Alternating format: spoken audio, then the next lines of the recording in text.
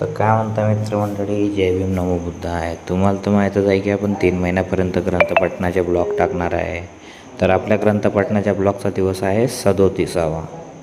बाबासाहेब आंबेडकर यांचा लिखित ग्रंथ हा बुद्ध आणि त्यांचा धर्म या ग्रंथामध्ये कालच्या वाचनात आपण तृतीय खंडामधला भाग 3 वाचनात वाचला.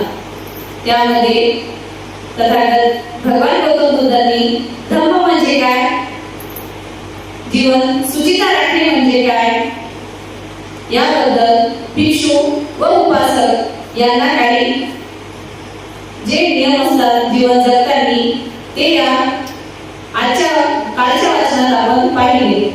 जसं की वाक्य शुचिता, मन शुचिता आणि देह शुचिता. नंतर समोर आपण कायाची शुचिता, वाचेची शुचिता आणि मनाची शुचिता याबद्दल पाहिलं. भगवंतांनी जीवन जगण्यासाठी